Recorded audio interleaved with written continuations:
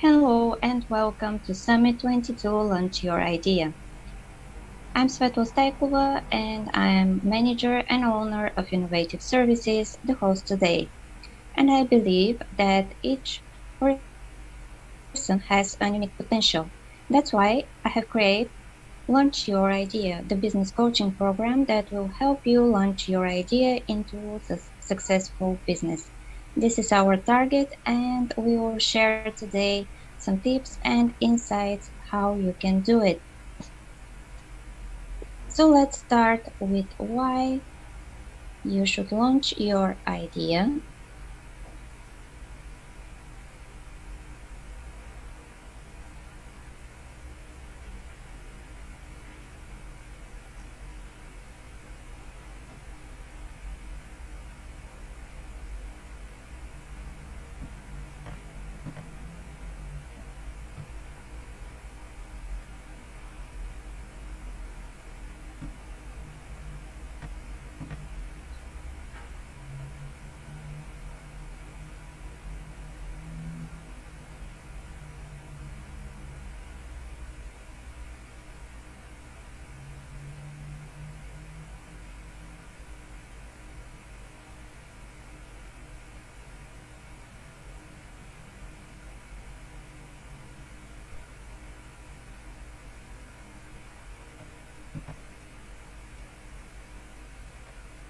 Why you should launch your idea. Because we are having a unique potential, skills, and talent that can help to improve the other people lives and our environment. And why to choose our workshop? Because I decided to combine coaching sessions with my accounting experience of more than 14 years, business planning, strategy, and road mapping of your goals and activities.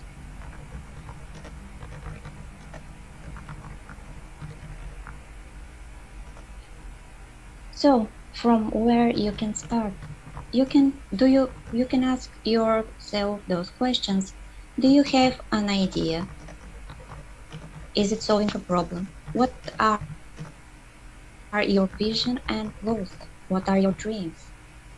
What are your target market and clients? And do you have resources in order to start? If you can answer yes to those questions, then you can see how you can transfer your idea, your dream, or your vision into a business that will require a business planning, process mapping, marketing, employees and roles, partners, resources and tools, and maybe funding at certain stage of your business, and also the required skills with which you have to deliver your products or services. But everything starts from your idea. Then we will make process mapping of all your processes in order to produce your products and deliver it to the market. And also, this is applicable for your services. Why the process mapping is so important?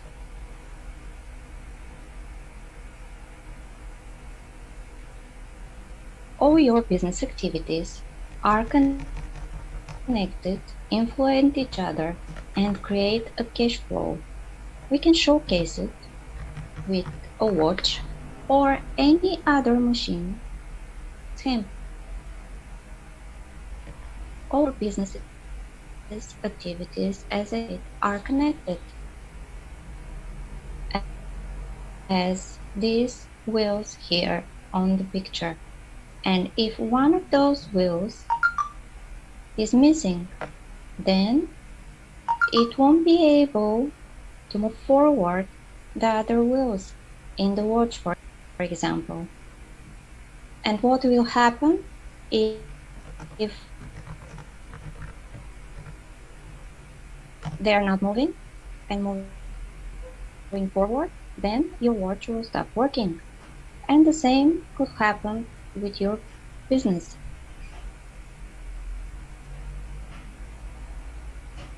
And how we can do it? For each business activity, production, or service, you need proper equipment, technologies connected and working together. Also, behind each equipment and technology, you need a person on the proper work position. As I said, what will happen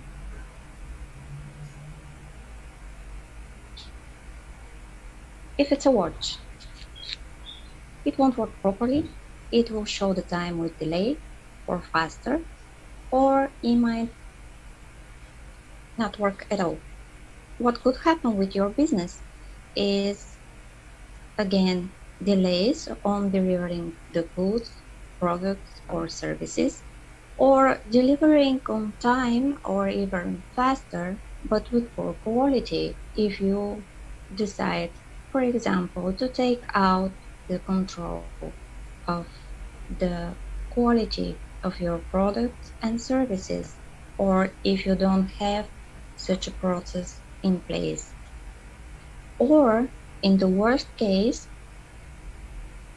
your business will just be blocked and stop working.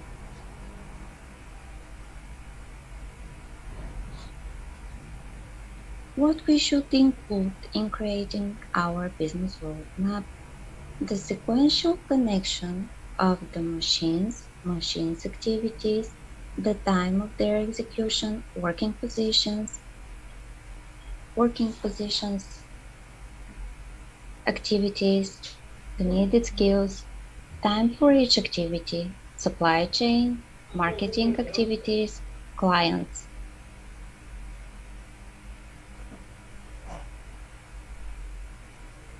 And why is so important? As I said already, that each of your activities create the cash flow. For example, the production of your products or services will create an outgoing cash flow. We will have cost behind for employees, for equipment. On the other hand, the marketing team and sales teams will be responsible for the for ensuring the income part of your cash flow. If you build products and services, but you're not able to communicate it to your target audience and clients and sell it to them, nobody will know this. And also, if you have a great marketing team and sales team, you will be able to sell your product and services, but if they're not good enough and with poor quality, this will harm your business and activities in the long term. That's why each part of the process is very important. What else you need to know? You should create a roadmap of your goals. The roadmap of your goals has to be connected with your vision. And each goal has to be a step forward in accomplishing your main vision. The activities from your business roadmap have to ensure execution of your goals and your vision. And here is an example of how we can structure it. So on top we have our vision and our idea. You can ask yourself, what is my vision? How I can accomplish it? So here we'll define the steps which we have to take and the processes we have to make in place in order to accomplish our vision. And also, what do you need to be able to do it? Do I have all the needed equipment, resources, tools in order to deliver these services and products to the clients? Define all everyday steps, activities, and goals that will lead to your monthly and yearly goals, accomplishments that will lead to accomplish your main vision. So, all these daily, weekly, yearly goals have to be connected and implemented in your daily business activities. And those activities have to make sure that you will reach that daily, weekly, monthly, and yearly goals because they will help you to accomplish your main vision. For example, if you want to make the environment greener and you want to produce, for example, uh, paper um, cups or any from any other environmental friendly materials, you have to make sure that first you will have the tools and the equipment to produce those cups. Then you have to make sure that you have enough partners from which to buy the needed materials in order to produce those cups.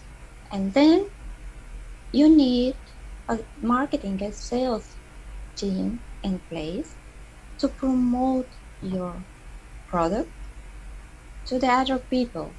So they will start using it and you will be able to help the society to go a step further in creating a greener environment.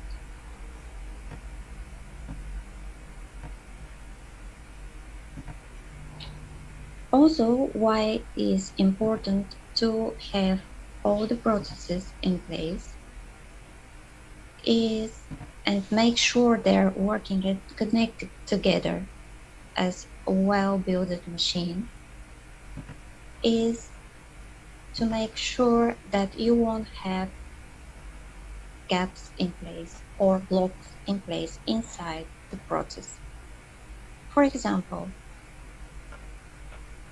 if your process is not good enough and it's blocked one of your employees on one point of this process, then this employee will basically have to wait for something or permission to move forward. And like this, it will stop and block the work for the other employees to perform their work. And at the end, you might have delays in delivering the goods and the services to your clients.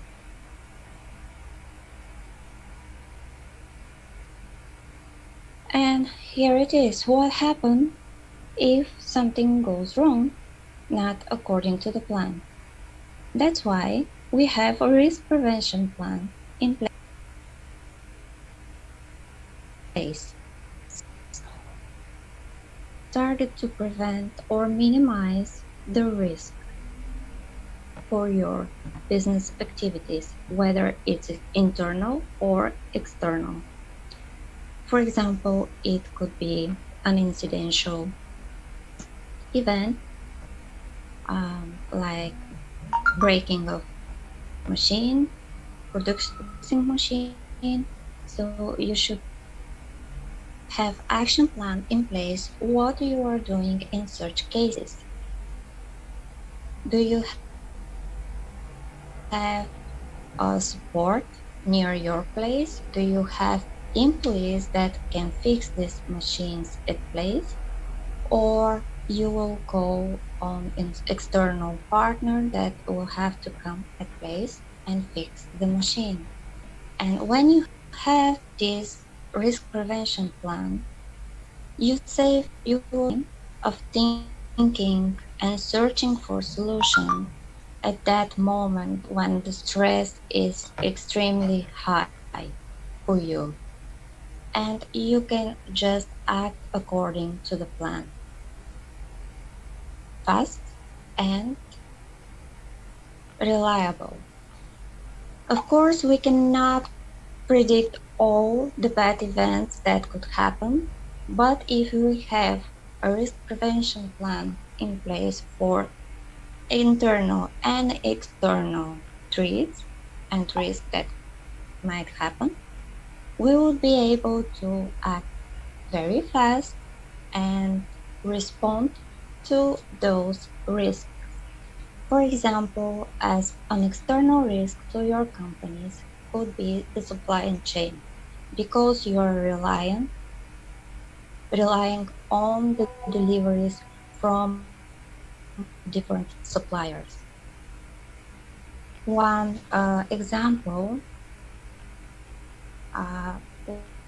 we can take from the last year, it's this one with a shortage of chips for the car industry, and those car producers that were flexible and able to act fast on time were able to keep the production line, while the others has to stop and wait till the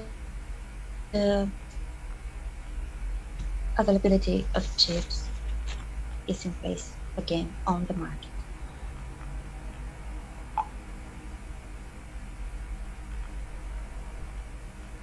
So what happens if the things goes right? For these cases, and not only, we have development plan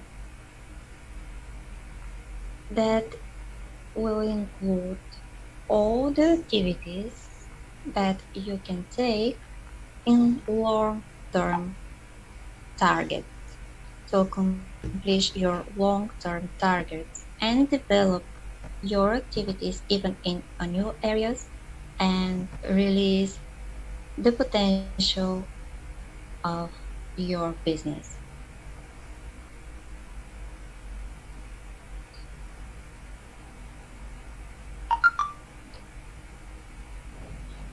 So what you will receive with the workshop Launch Your Idea. This is a full coaching program, business coaching program, where you will receive a full business plan according to your needs and requirements. Understanding of each activity stage and number of your business plan. This is very important because if you don't understand what is behind the numbers in your cash flow and in your business plan, when you have a deviation, it will be very difficult to understand the reason why this is happening.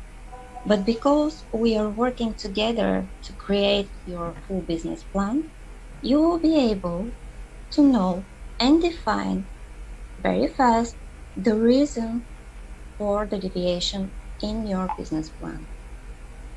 Because if we only treat the results of the problem of the deviation, it will last longer. You will have the same problem again and again and again till you don't define the real reason that caused this deviation in your plan. Also, you will receive a 6 months coaching support from us for the first 6 months of execution of your new business. So if you have unpredicted situations, deviation in your business plan, you will receive support from us in order to define faster the reason and make the needed updates and solve the problem at place. Thank you for your time and stay with us with the next parts of the summit. It's very interesting and I'm sure it will deliver a high value for you.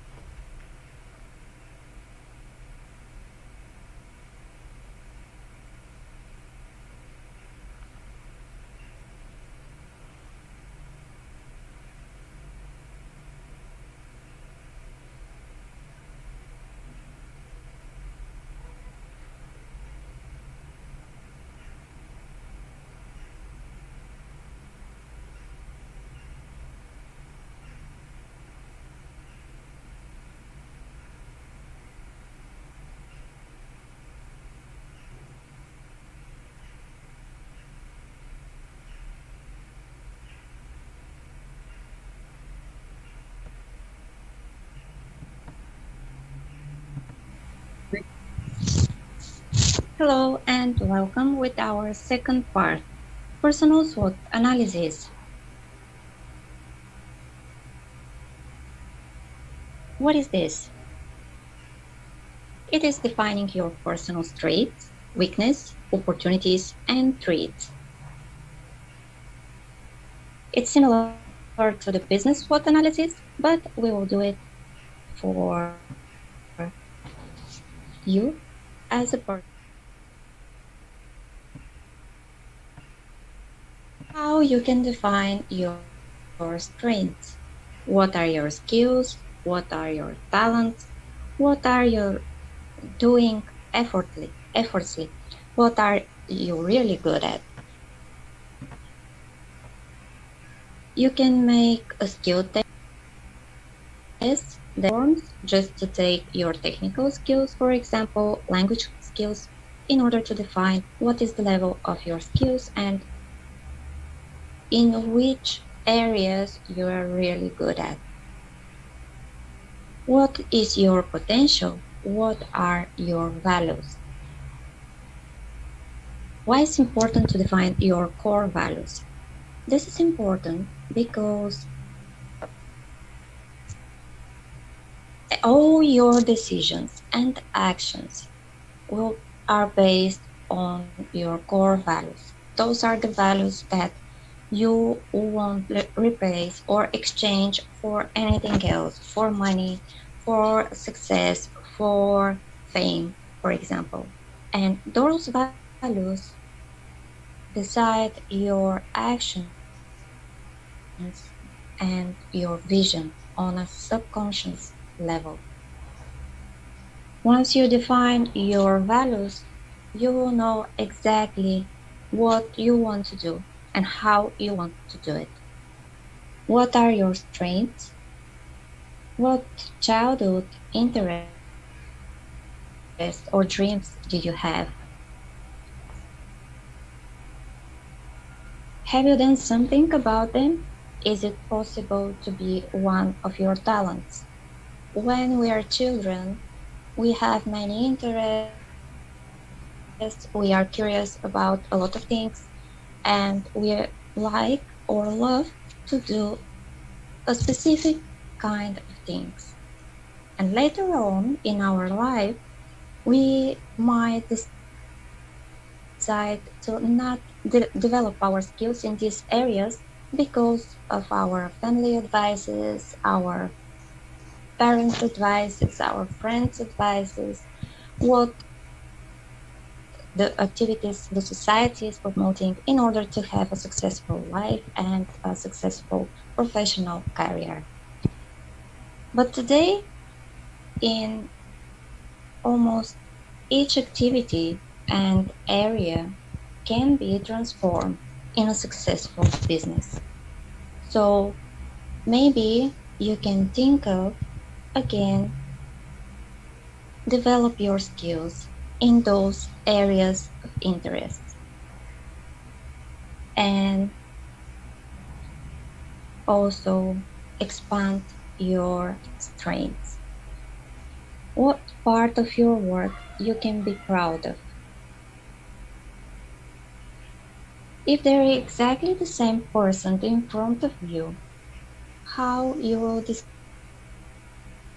it? What SWOT analysis would you make for that person? What would you admire in him or in her? How to define our weaknesses? Which are your weak points? What you can do about them? How you can improve them? At which point you are feeling insecure? Why you are feeling this? How you can get more practice on them in order to overcome this insecureness. What kind of mistakes you are more often doing it? What is the reason for them? What you can do about it in order to prevent doing it again.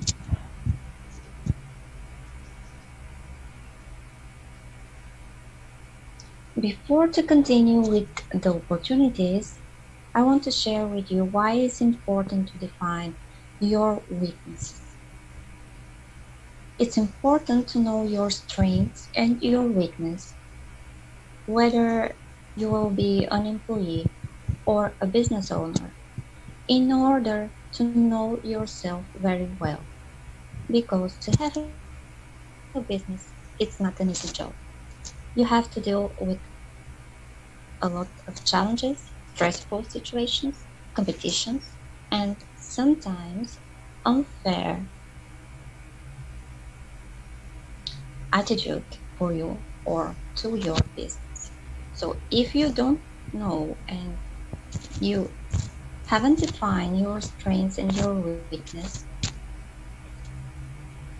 you might take the opinions of the others for true when this is only their opinion from their perspective.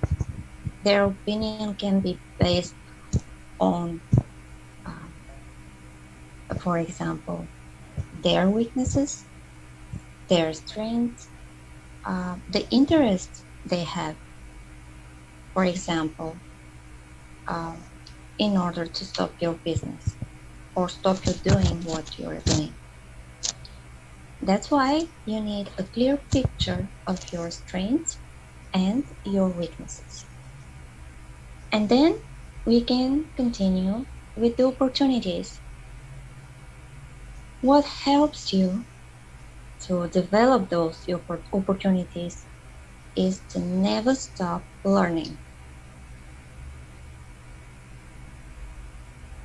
because you can develop your potential and the opportunities related to it only by doing, performing the work, and learning new things and skills in order to release it.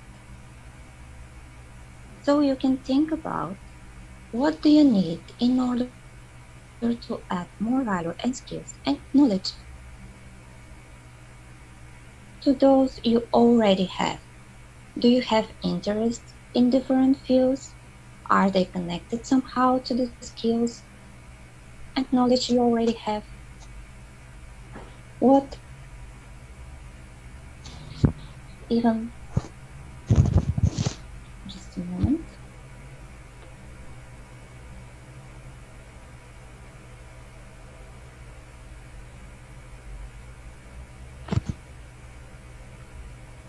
even if they're not connected, can you connect or combine in your activity?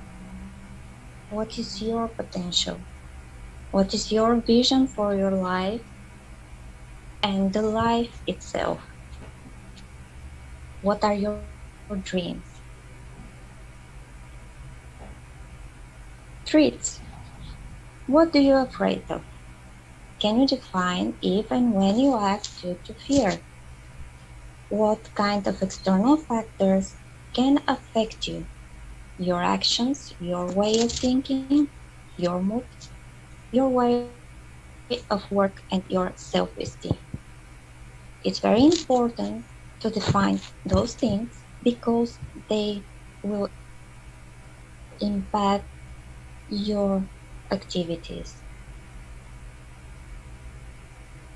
On a subconscious level, when we have a fear and we are dependable from the other people's opinion, our activities and actions and way of thinking that can be really very easy impacted by the other people opinions, which doesn't mean that this opinion or those opinions are right. What you can do in order to limit or minimize those influences. Make a risk prevention plan for your life. The risk prevention plan is the same that you can make for your business. It's to define the risk you might face and start acting and preparing an action plan if something goes wrong, if you face those risks.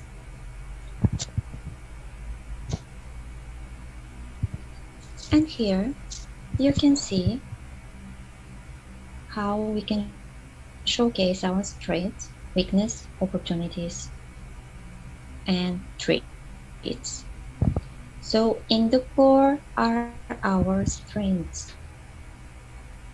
Then are our weaknesses that often can limit our lives and actions. But what if we can develop strengths from the weaknesses? Then we can expand our skills, our life, our business much more. Then we have the opportunities for growth. When we are learning new things, develop our potential, develop our skills, we are able to expand our lives and our activities even further. Of course, we can't uh, develop strength from all our weaknesses. And this is the reason we have to cooperate and work with the other people. This is the reason why you need to have employees, partners in your business. And that's why they are very important for it. Also, the risk prevention plan will be like a safe shell for you when you face any external threats. How you can develop strengths from weaknesses.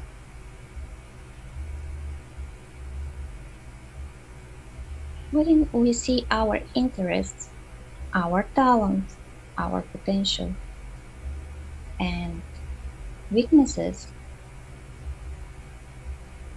in one certain area, then we can transform those weaknesses into strengths.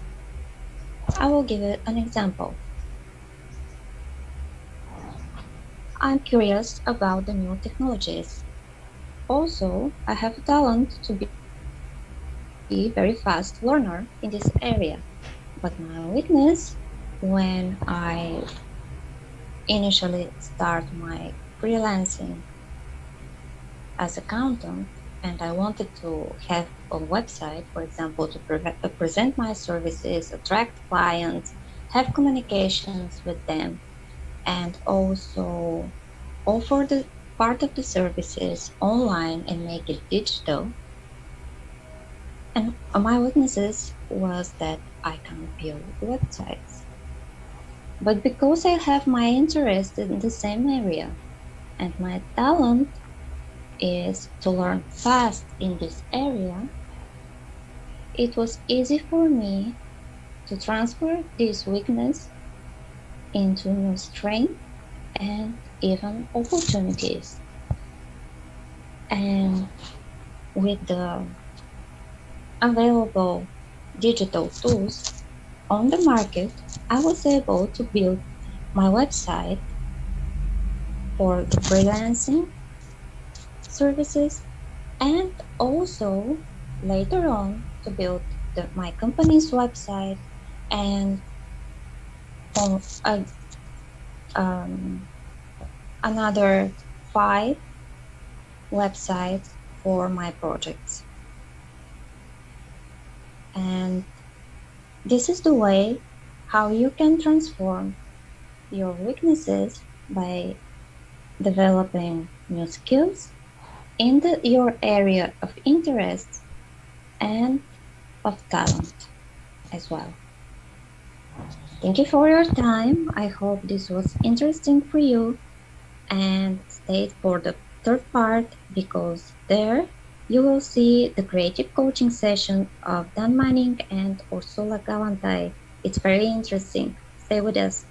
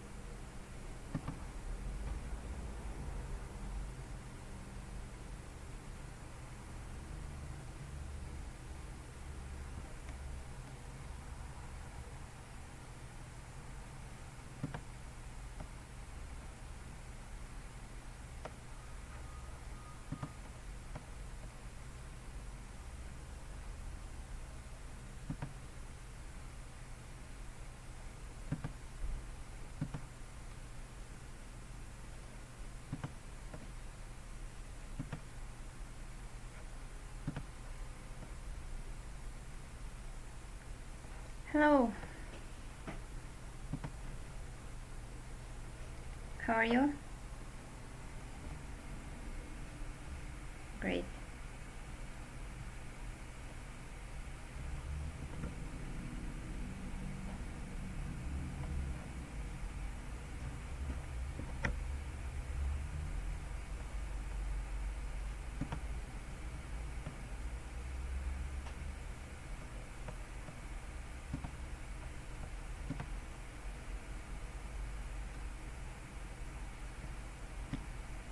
Okay, great.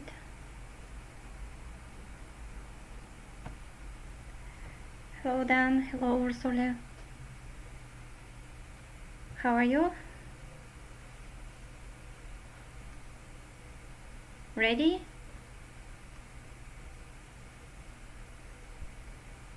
We have 3 minutes.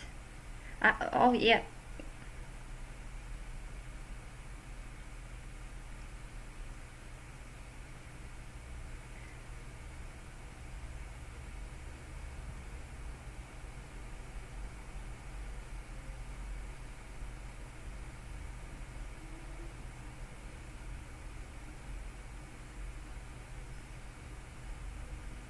Yes.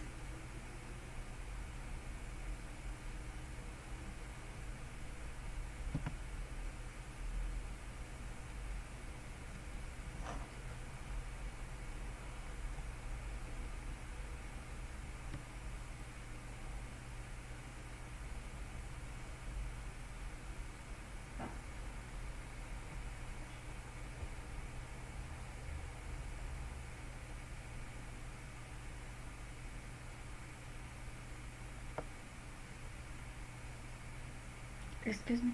Okay, okay, yes.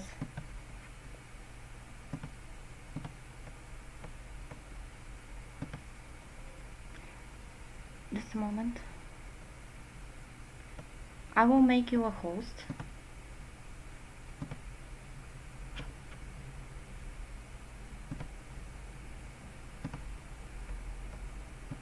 Okay, you're a host now. Yes.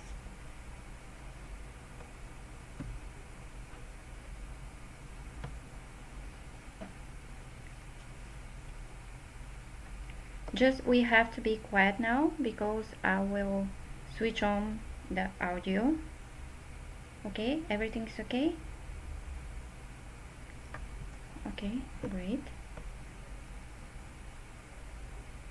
And I will present you now and you can continue. Okay?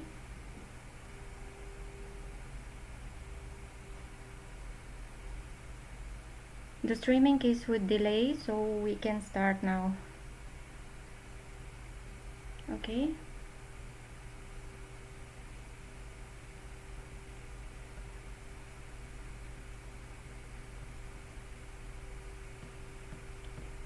I'm switching on the audio.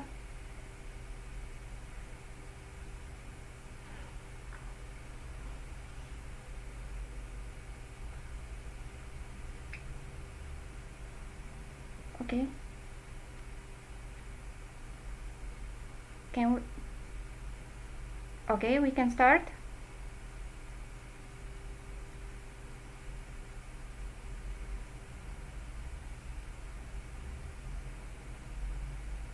Yes, okay. Can I start introducing you?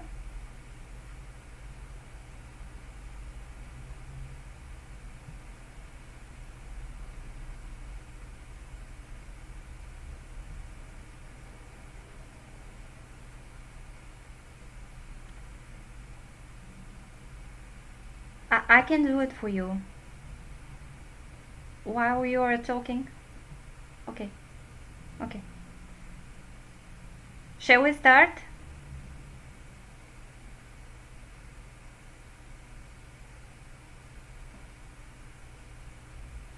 Okay, great.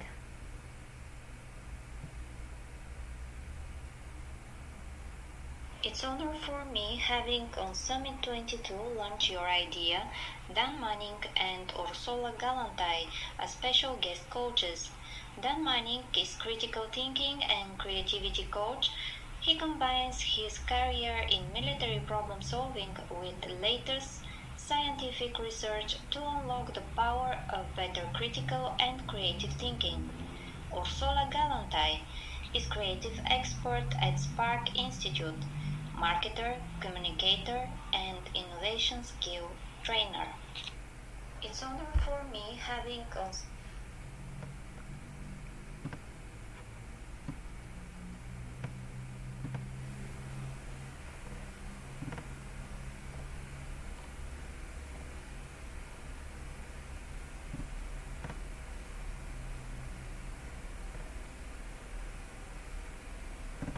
Hello, Dan.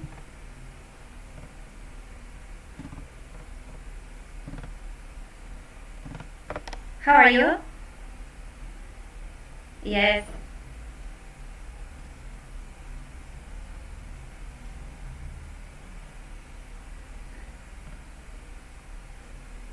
Okay, we are ready and we are streaming now.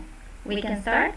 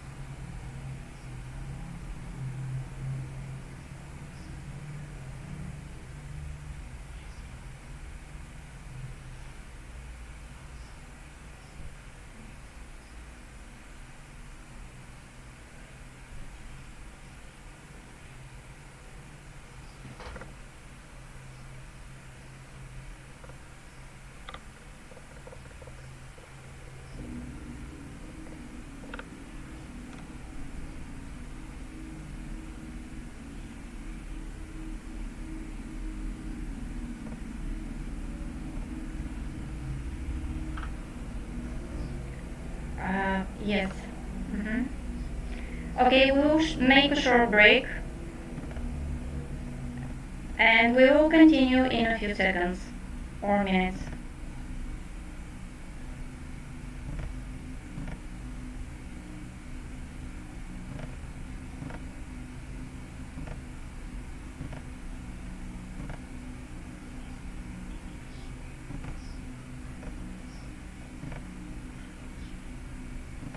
Just a moment.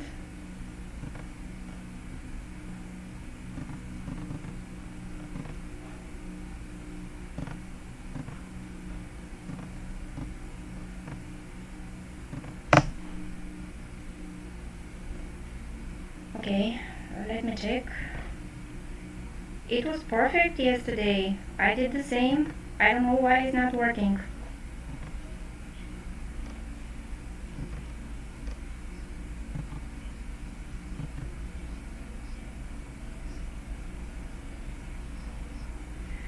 I can switch to the record.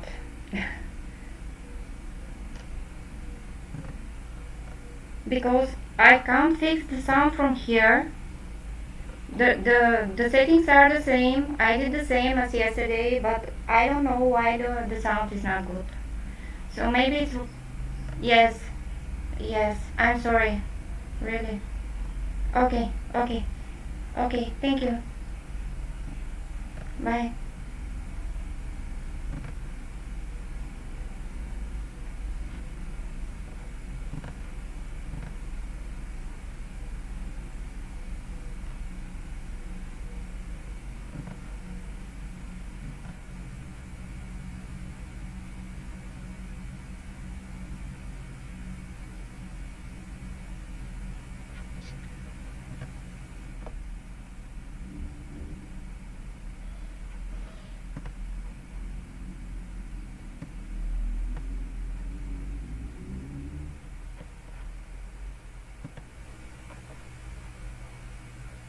Hi, welcome. I'm Dan Manning. I'm the lead instructor for human intelligence, and I teach people how to think. I teach people how to think better, critically, creatively, and collaboratively.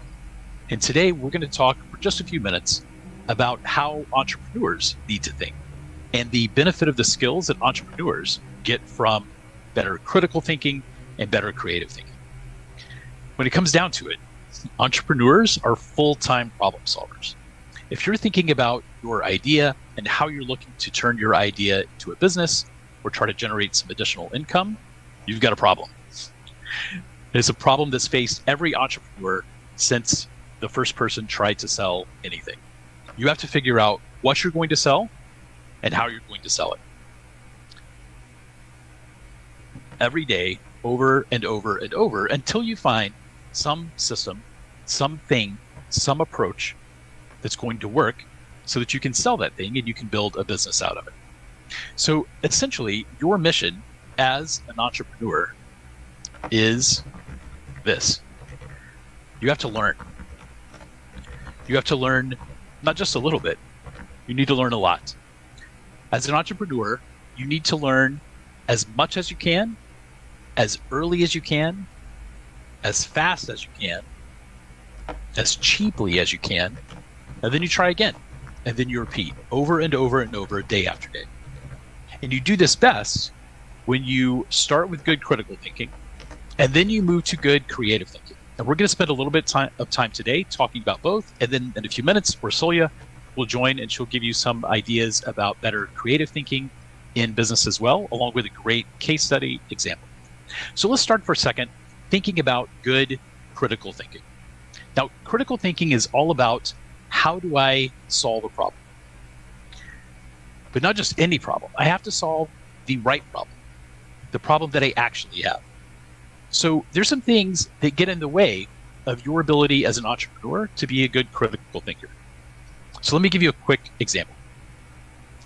If you take a look at this picture, and I've taught this class and I've showed this picture to a couple thousand people by now.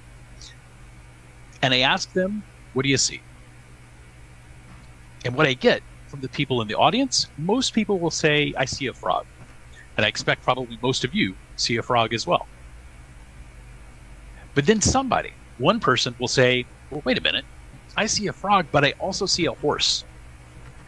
And then when they say I see a horse, everyone else's mind starts to change a little bit. Other people start looking for the horse. They start looking for something that they didn't know was there in the first time. And if you don't see the horse horse pictures kind of turn sideways. So like the eyes of the frog are actually the nostrils of the horse. The mouth of the frog is the same as the mouth of the horse. And then these are the horse's eyes back here, and then the ears back up here as well. If you still at the end don't see the horse, send me a note and I'll send you a picture with it turned the other way so you can see it better. But we get these illusions, right? These illusions exist in our brains. So when you first see the picture and you see what you think is a frog, if we weren't having a discussion about critical thinking, you'd be happy to just turn the page and move to the next thing. But because we're having a discussion about how can I look at problems differently, we start to look at it a little bit more closely. And importantly, we also look at the problem with other people, not just our own selves and our own perceptions, but we start to combine our perceptions with the perceptions of other people. And I'll tell you, that's the secret. That's the secret. When you can start working with other people who see the problem slightly differently than you do, now you open up lots of opportunity. But entrepreneurs get trapped sometimes by bad critical thinking. They fall into these illusions, and these illusions lead us to create false beliefs. And what's even worse is we start acting on those false beliefs. We think that maybe our product is not very good, when in reality, our product is fine. It's marketing that's not very good. Or maybe we think, why would anyone not buy this thing that I've created? It's amazing. It works great. But it's not a problem that other people have. Or maybe you talk about the problem in one way, but the people you're trying to sell to see the problem in a different way. And it's these false beliefs and these illusions that we create for ourselves that lead us, instead of learning, to just sticking with the same thing over and over and over. Instead of coming up with new solutions, we stay on the old solutions and we just repeat. But I'll also say, beyond just the product or just the thing that you are creating, these false beliefs also impact us as entrepreneurs. So here are a few of these false beliefs that I see with entrepreneurs and founders that I work with. I've worked with several hundred founders by this point, and these come up often. They have some reluctance to change, right? They have this idea that being an entrepreneur means just grinding it out. You come up with one idea, you believe in your idea, and you will only execute that idea no matter what.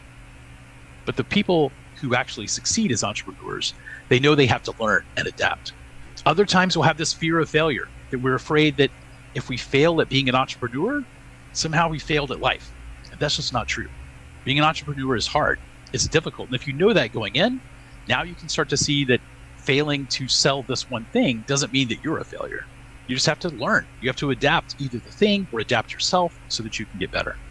Other times entrepreneurs have this fear of risk, and they look to avoid big investments or big commitments. And that may be sometimes smart, but you have to have a good look at the risk that you're actually exposed to. Is it riskier to stay in maybe a real job working for someone else, doing something that you don't particularly enjoy?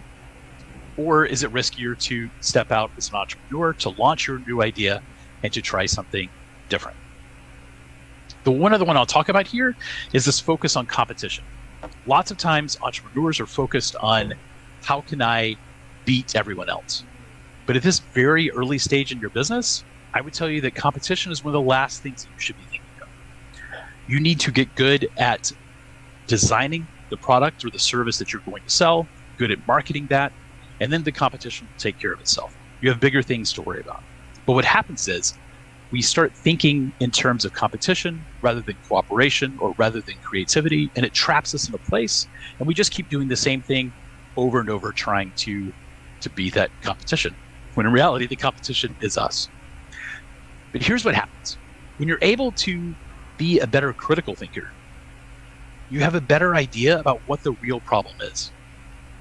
And you have a better idea about how you might be able to start approaching that problem. So when I talk about this with entrepreneurs and with founders, I talk about the problem space. Like the thing that you were trying to do, to build a business, to launch your idea, to deliver a service, that's one big problem. And good critical thinking will help you to identify what's the unreliable information that you might have in your brain. This idea of the way that things used to be done, or this idea that maybe you can't do this thing. Or maybe you're creating a product that nobody's ever seen before, and you don't know exactly how people are going to react to that product.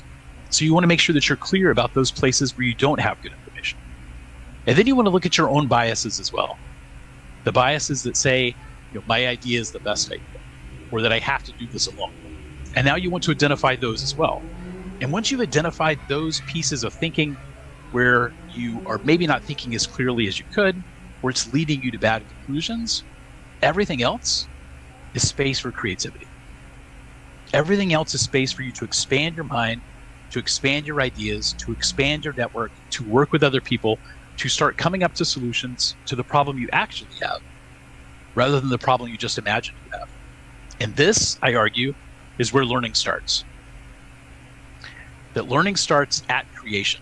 Once you actually bring something into the world, and now you can test it against customers, you can test it against reality, you can test it against other ideas, and that's where you have the opportunity to learn. So whatever you're doing, you want to move from just imagining your idea in your business to actually creating it. Because in your imagination, there are no rules. You can imagine that you're going to have as many customers as you could ever hope for. You can imagine that your thing is going to work better than anything else. But until you actually create something, until you actually bring it into the world, you don't know how that's going to actually happen. And that's where you can start learning. So let's talk for just a second about creativity. And at its simplest place, creativity is making combinations, making new combinations. And this is one business I happened to see when I was traveling through West Virginia.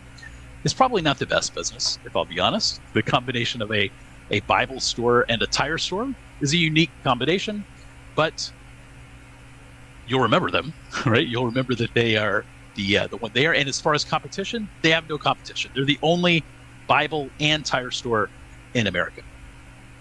But there's some other ways that are probably better examples of combination. If you think about what could you make if you combine a very small disk drive, a high-speed connection to your computer, an old school radio, and 2001: A Space Odyssey. What would it look like if you put those together? Well, here's one example. It was the iPod. That the ideas for the iPod came from those separate ideas put together in a unique way to create a way that you could put, at the time, 1,000 songs in your pocket. And then today, that now has evolved to cell phones, and it changed the way that we work with computers, to change the way that we interact with technology. It's all combinations.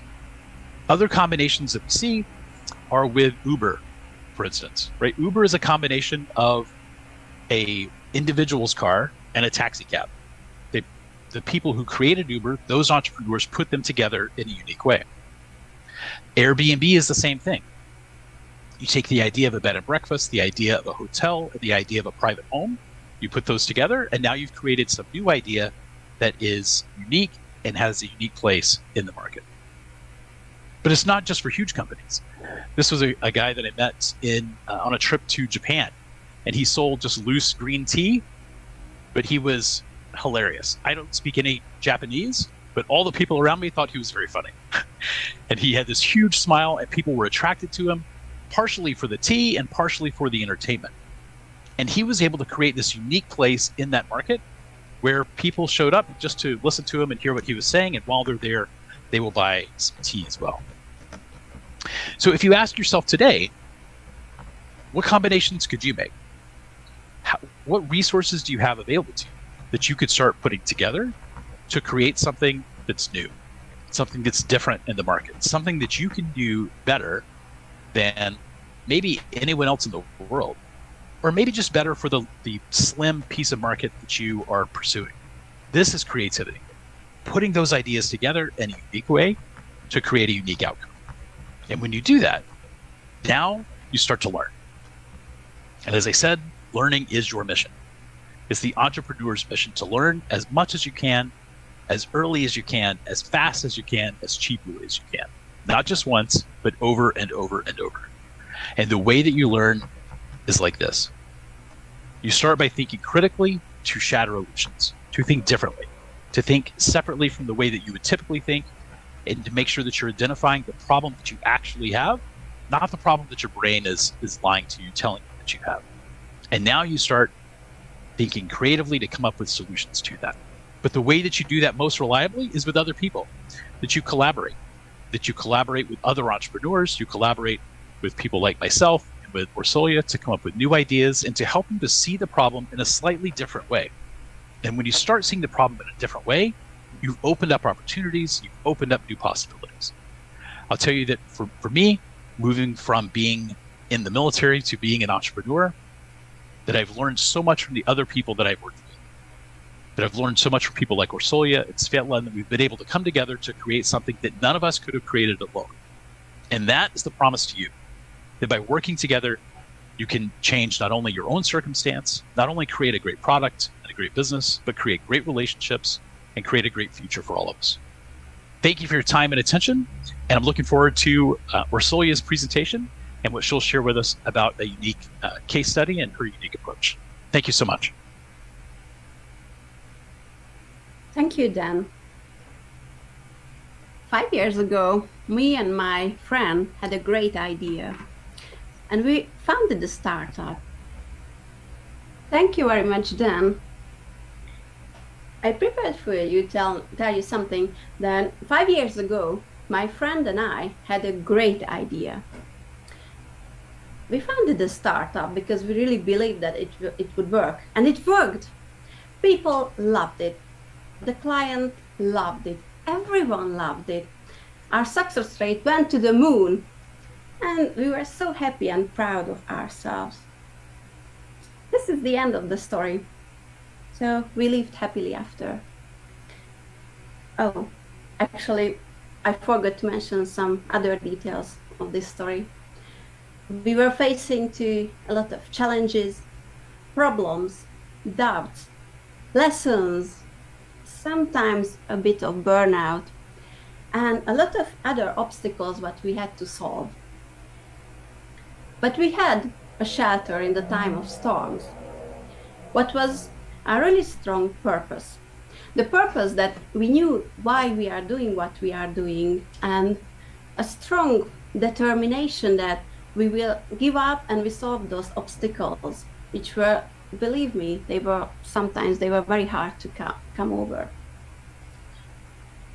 Also, what we had, if I thought back in the last 5 years, we had a lot of passion inside us. And I think these things, passion and a strong purpose, it's essential if you want to have a startup, because they will be your best friends on the way. There is a guy who called Adam Cambridge. He's a guy from England.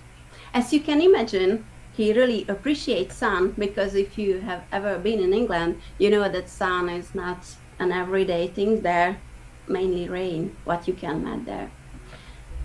So he was obsessed of sun.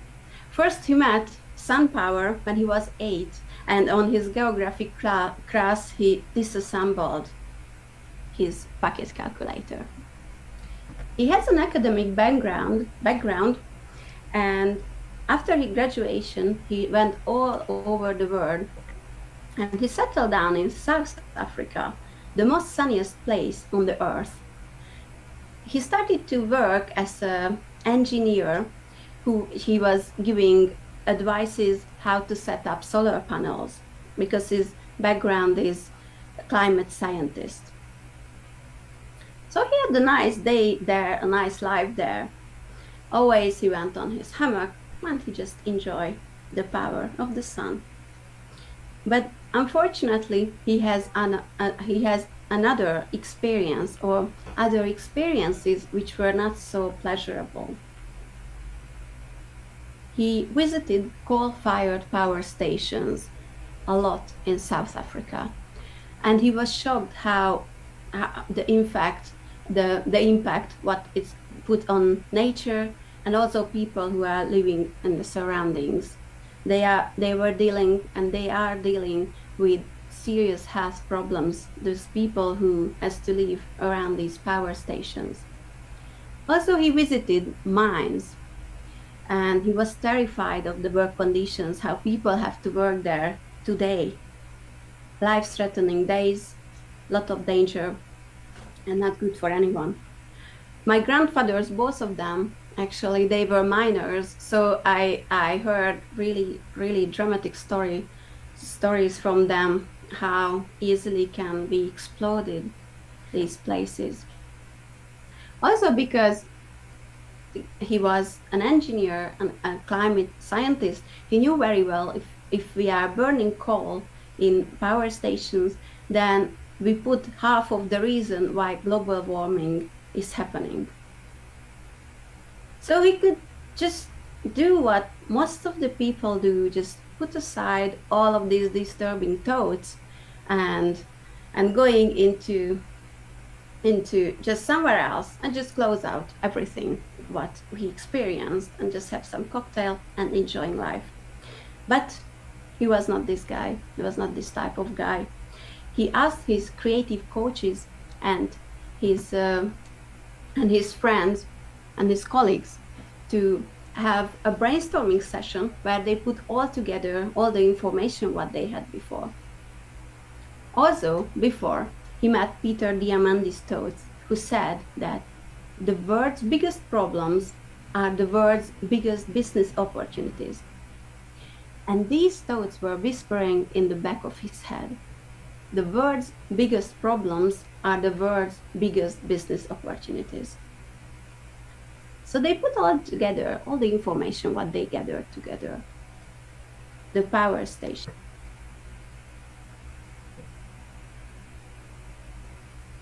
And people all over the world. South Africa, which you remember, the most sunniest place in the world. Solar farms, money, Peter Diamandis, and IT solutions, including applications. And they make connections between them. And they used the ideation method, but then just mentioned, which we call merge. So they merged existed innovations together, solar power, so like solar farms, crowdfunding, which is the basic business idea of Kickstarter, and an existing Israeli application, a mobile application, where you can track how much your solar power, how much energy it's producing for you at the moment. And then they came up with an idea. It's called Sun Exchange. Abraham established the startup in 2017, and it's a very, very successful startup. The basic idea is that anyone on the world can buy solar cells, and everyone means really everyone, because $5 per each cell you can start your business, and you can have return for 20 years, and you can have 10-15% of your money what you put in. The good thing is that he solved the problem that how you can start having a solar panel on your house without putting an investment, because the people will put the investment there in advance. This is the way how they established a lot of solar farms in South Africa on the top of schools, organization, buildings, and businesses. This is this business model, what we call zebra companies. In zebra companies, the main idea that your aim is to make money with your business and to serve something else as well. So to give value to the society and give value to the nature. So don't give back, just give to the nature. So these two principles are hand in hand in zebra companies, making money and making good. My question is, would you be happy to work for Sun Exchange? My other question is, would you be happily tell your mother or to your grandmother if they ask that, what are you doing, my son or my daughter?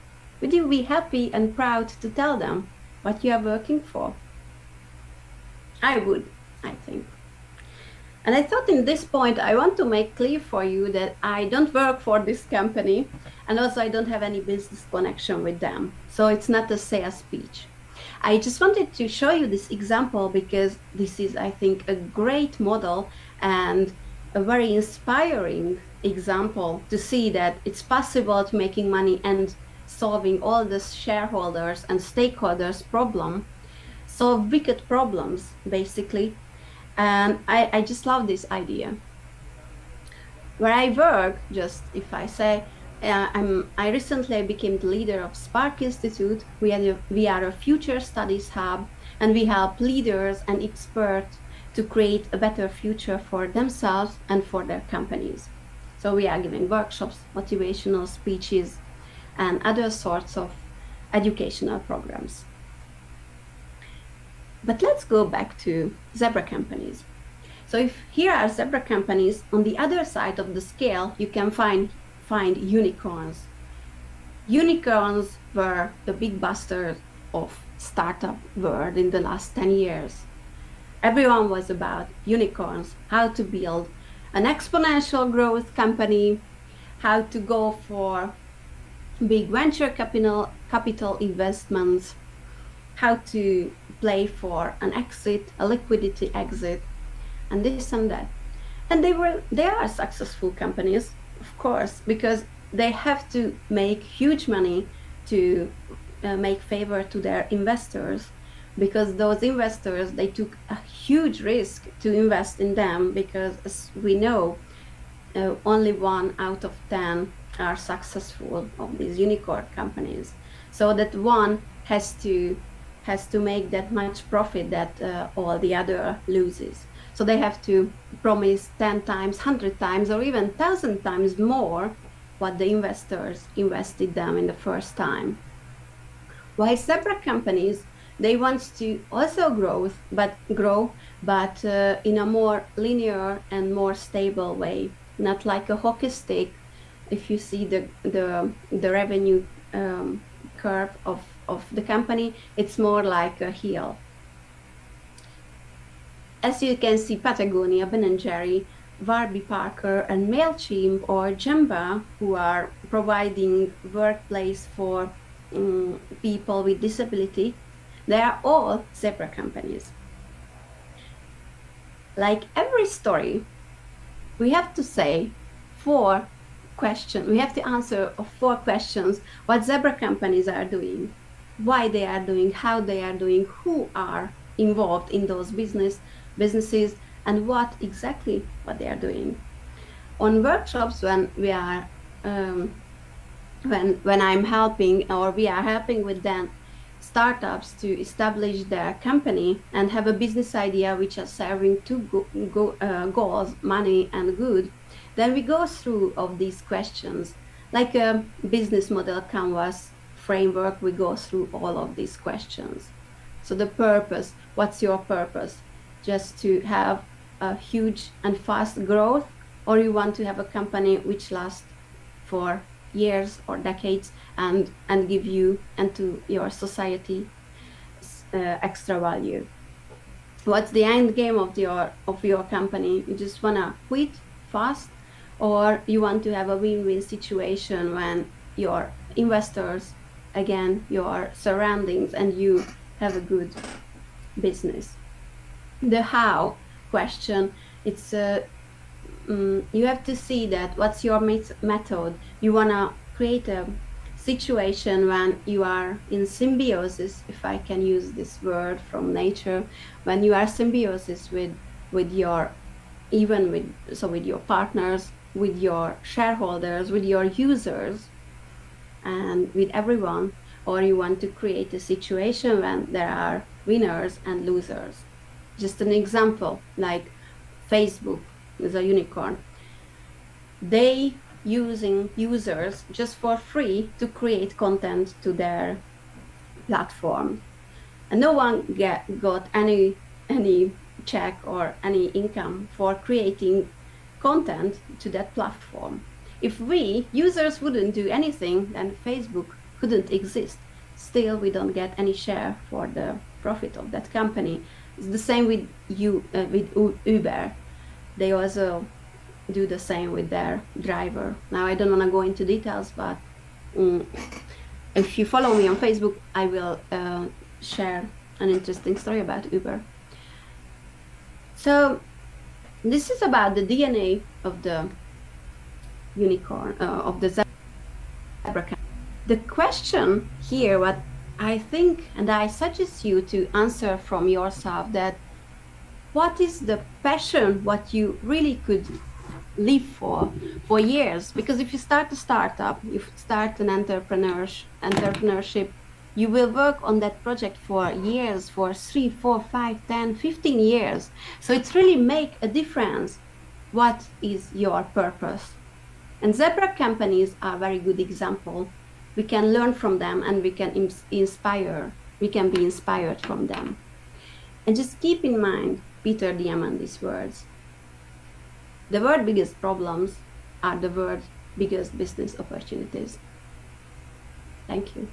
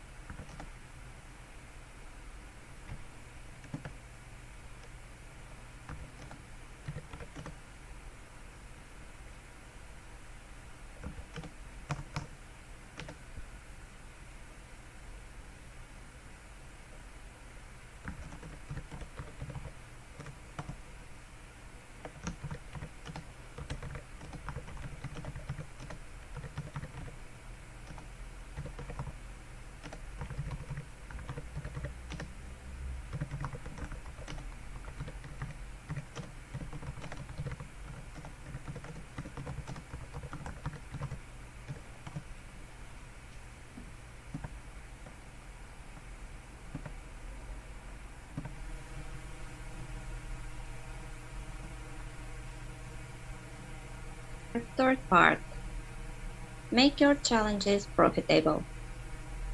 How? We will see now. We all are facing problems and challenges. Most of them we haven't planned or we didn't want it. So then why not make a profit from it? If we have to lose time in order to solve our challenges and the problems we are having, why not to make a profit from it and make them work for us? Do you think it's impossible? Actually, it is. And what stays between the impossible and possible is your brain, your potential, and your talent. If you have to lose your time solving a problem, then make it work for you and be rewarded for it by saving the time of the others when they face it as well. How? Instead of focusing on the problem, we can focus on the solution. If we focus on the problem, we will be frustrated, we can be depressed. But if we focus on the solutions, this will give us energy and will feel empowered to act and solve our problem. When we find the solution of our problem, we can use it to help the others solve their problem as well. So the solution should be able to be used or applied by the others as well. And this is the formula. We need a challenge or a problem.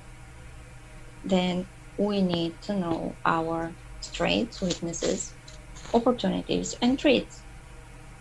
We can define them with the personal SWOT analysis. And then we need our creativity. And by the research of NASA, actually research made for NASA, at the age between 4 and 5 years old, 98% of the people are creative geniuses. But because we are not promoting our creativity and not developing it, at the age of 31 years old, only 2% from the people remain creative geniuses. But you always can wake up your creativity by the simple act of daydreaming and using your imagination. So when we have those three elements in place, a challenge, a problem that we can solve, our personal SWOT analysis that we know our strengths, weaknesses, opportunities, and traits, and when we add our creativity, then we can find a solution that can be applied for the others as well. And this is how we can make our challenges profitable and turn it into a business. What is a personal SWOT analysis? If you missed the part 2 of our summit, it is defining your personal strengths, weaknesses, opportunities, and traits. And let's take some examples and learn from the history. For example, at first, there were companies delivering ice from the mountain. Then the first factory for ice were built. And later on, the refrigerators were invented. And what happened with those companies that weren't able to adapt to the changes, that the companies that didn't want to innovate, to release their potential, to use their creativity, is that they were actually out of the business in stage 1, 2, and 3. And the moral of the story, we always face different challenges, and what we can do to lead, be relevant, and adapt is by never stop learning, updating, developing, and innovating in our activities.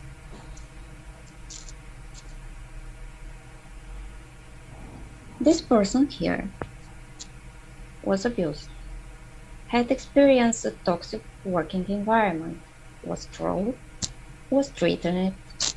They told brazen lies behind her back. They tried to hack her websites and stop her.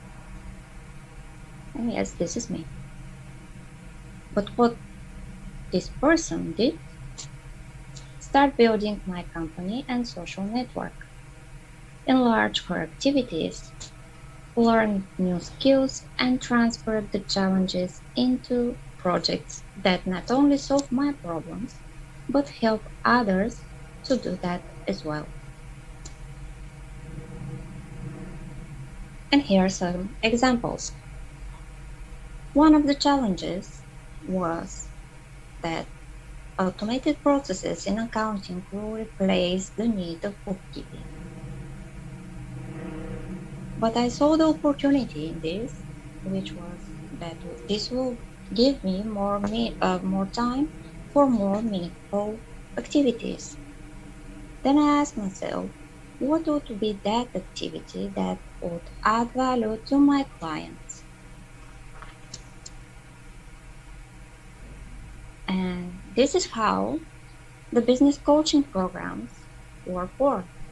They combine the coaching techniques with my accounting and financial experience in order to deliver a better value and higher value to my clients and help them solve their challenges in their business. Thanks to the available digital resources, I have made an online platform where the workflow with clients is digitalized and automated. So instead of being victim of the new coming digital tools, I decide to work with them in order to deliver a higher value for my clients. Another example. During the pandemic, my daughter wanted a social media account in order to stay in touch with her friends, but she was only 9 years old. There was no social media platform for kids, and in the existing platforms, it was dangerous for kids because the content is not for kids and because of the possible scam activities on those social platforms. So I saw opportunity in this, that I can make a platform for my child the way I wanted it for her. And this is how Kiddo Zone was born. It combined many activities.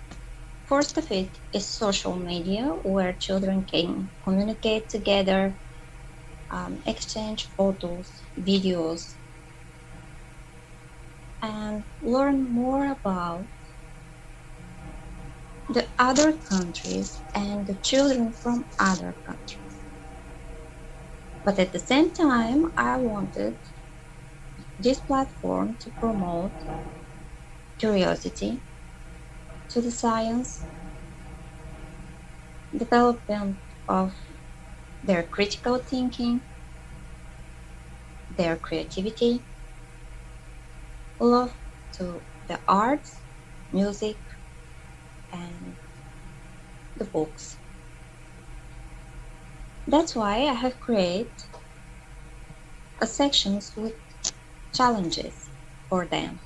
Every week there is a new challenge that help them develop their creativity, their writing, reading skills, their curiosity to the science, and also develop their art skills and the love to art. But also I decide to give opportunities to all other people, teachers, um, writers, musicians, painters, to be able to present their video courses, their books, for example, on this platform. And they will be able to keep 80% from the sales. And this is how I have created a project as Zebra Business without even knowing at that time that this model is called that way.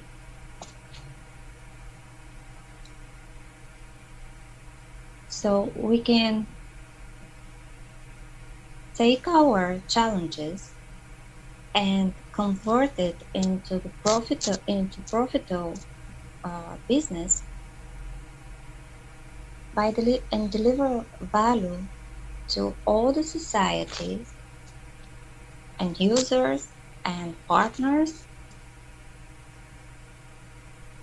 by solving this problem not only for us but for the other as well, and delivering this solution, making accessible for as many people, as many partners as possible, and creating a win-win situation for each one of us.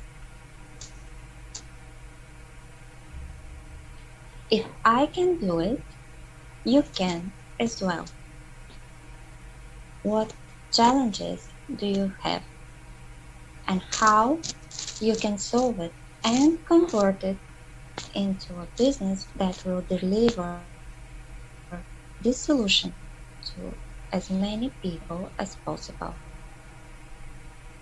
If you have questions, you can write them down in the comment section on YouTube or in the contact form on the website. If we can't answer now during the summit, we will definitely send you an answer later. Thank you for your time and stay with us.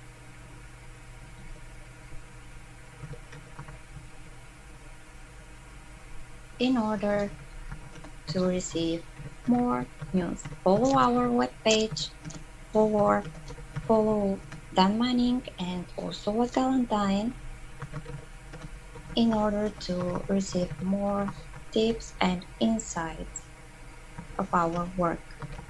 If you like what you already see and you want to work with us, you can fill the form on the website and order our workshop. We will contact you next week. Thank you and see you next year on the summit.